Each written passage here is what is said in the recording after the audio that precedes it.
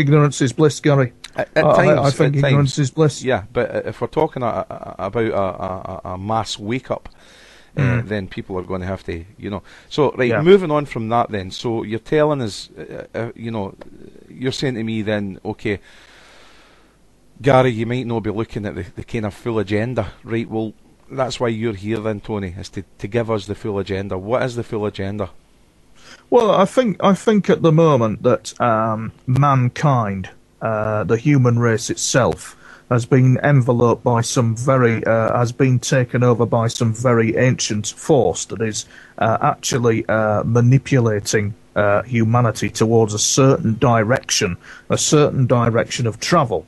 And if you look towards secret societies, for example, and the secrecy that goes on behind that, you will find that there are complex structures, complex teachings, complex leadership hierarchies, complex symbolism in Freemason, for example, all symbolism, complex stuff.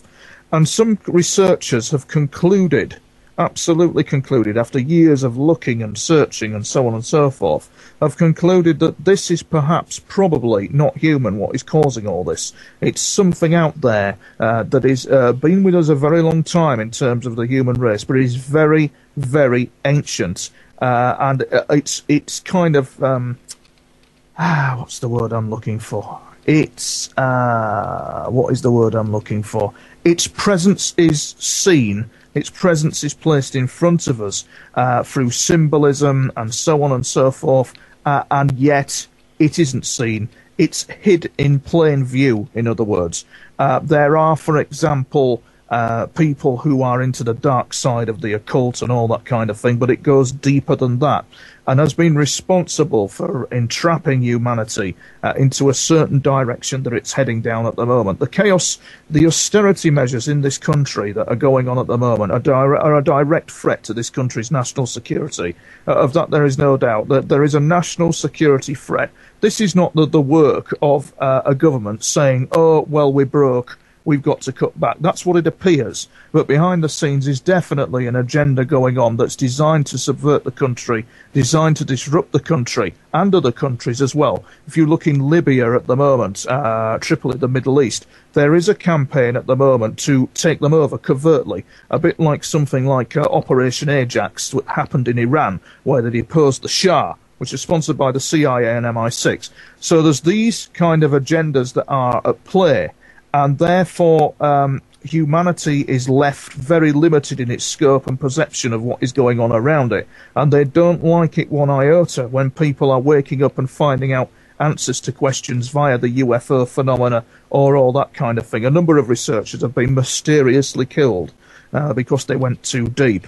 There is one, people may have heard of Majestic 12, which is the covert group that does the UFO cover-up. It's meant to be labelled PI-40 now, so I'm told, but that could be wrong.